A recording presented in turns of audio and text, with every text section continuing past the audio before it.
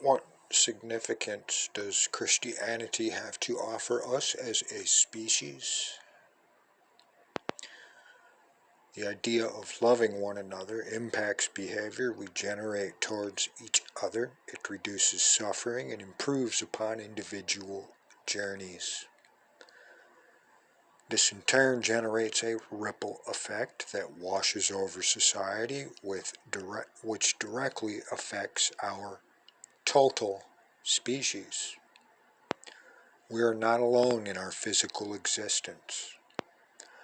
The most influential factor in our society that affects us are actions, our actions and actions of others.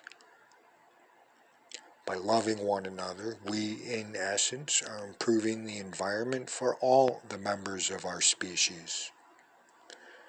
Our actions create reactions, which create reactions, which create more reactions. A ripple effect.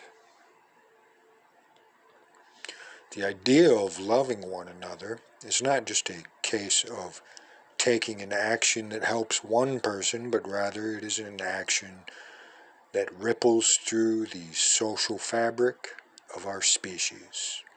Suffering diminishes significantly the more people extend their love for one another. Natural events are difficult to control, and there is no denying they can generate suffering. Our reactions towards people affected by these events.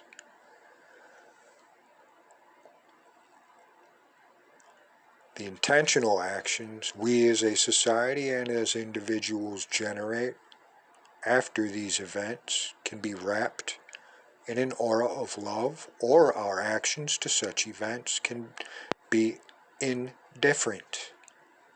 Understanding the concept of regarding why our actions today may affect what we experience in eternity could generate a major positive realignment of our way of thinking.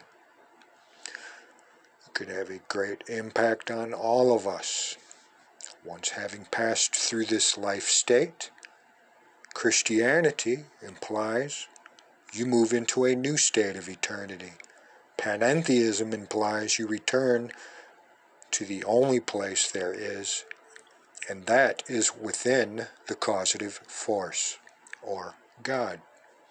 Having returned to the causative force, you take your awareness, which includes your experiences.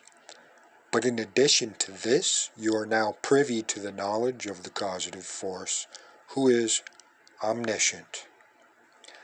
This would mean you are privy to all the love others have experienced.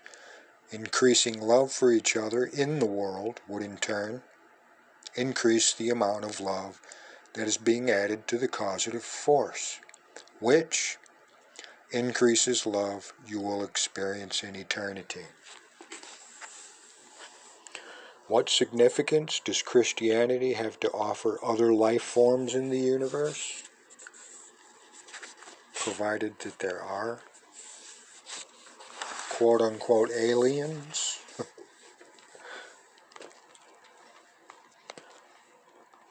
The climate through which we must travel as a species is up to us. Once we step off this earth, however, we take this atmosphere with us.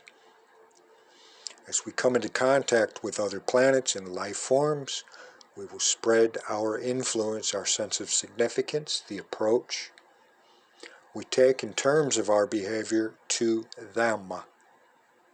As a totality of species throughout the universe, we develop an atmosphere, ambiance, through which we all must travel, not only as individual species, but as a total group, as a whole, a total group species. We create an atmosphere through which we must travel only as a group, but as a universe itself.